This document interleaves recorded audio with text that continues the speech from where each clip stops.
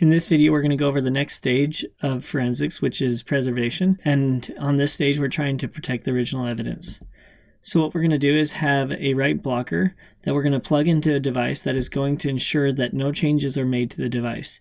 Essentially, what a write blocker is a medium where you can plug into the write blocker and the write blocker plugs into the device.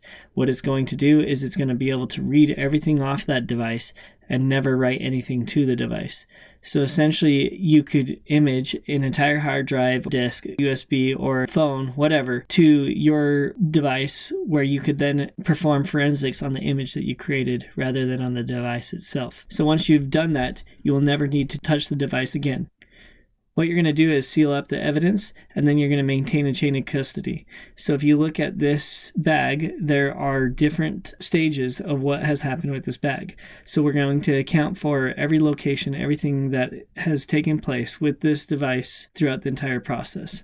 So we're going to walk through how to preserve evidence from a particular device.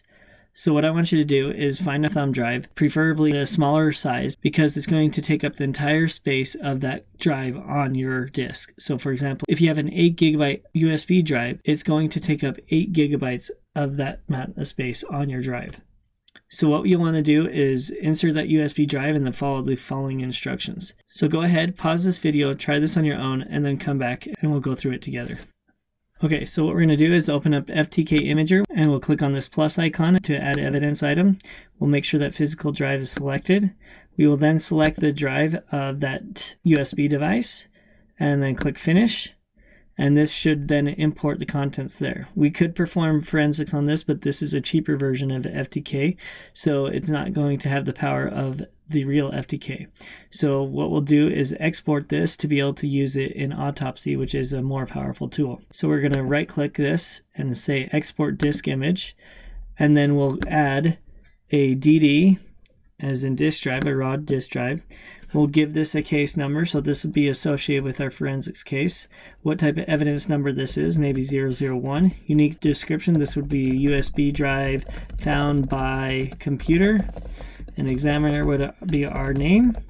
And any additional notes. We'll click next. We're going to browse where we want to save this, so I'll just save it to the desktop for now. And we'll include the name of the file. So this one's going to be USB drive. And then I'll change the fragment size to 0. If you don't change the fragment size, it's going to partition that into multiple files. So we're just going to extract all the contents of this USB drive into one file. I'll go ahead and click finish. And then verify images that after they are created, what this is going to do is it's going to generate the file signature before it goes through this, and then it's going to generate the file signature after, compare the file signatures and make sure they match. Because anything is disrupted in this process, we would need to start again to make sure these file signatures match. So I'm going to go ahead and click start. And it runs through extracting the contents of this USB drive to create that image.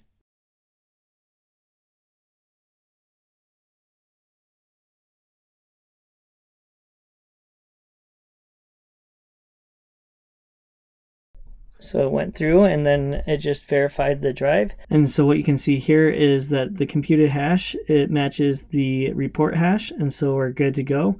And we'll go ahead and click the close.